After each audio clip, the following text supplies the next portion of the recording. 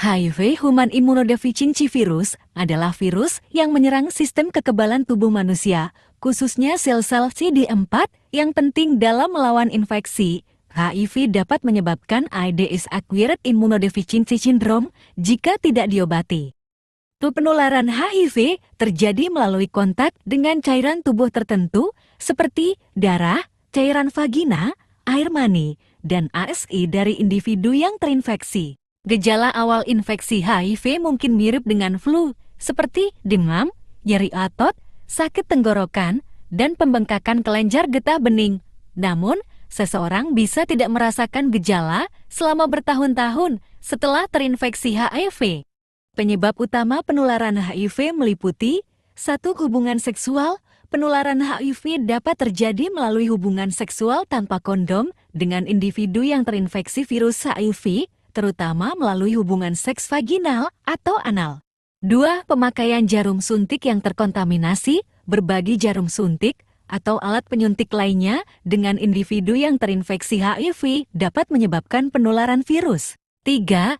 Transfusi darah yang terkontaminasi, meskipun jarang terjadi saat ini, karena pengujian darah yang ketat, transfusi darah yang terkontaminasi HIV dapat menjadi sumber penularan virus. 4. Transmisi dari ibu ke bayi.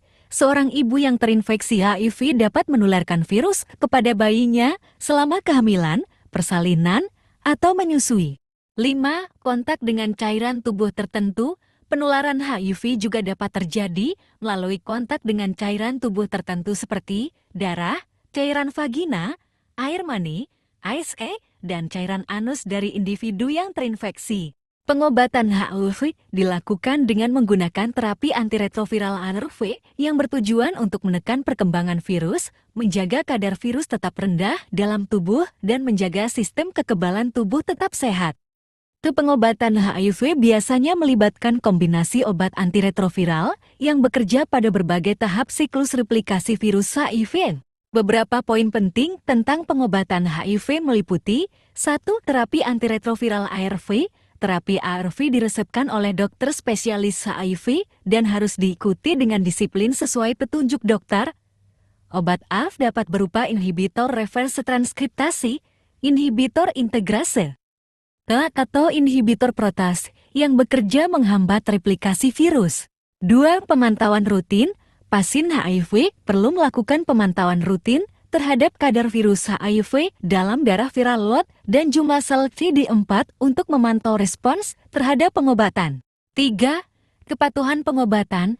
Kepatuhan dalam mengonsumsi obat ARV sangat penting untuk kesuksesan pengobatan HIV. Lewatkan dosis atau tidak mengikuti jadwal pengobatan dapat mengurangi efektivitas terapi. 4.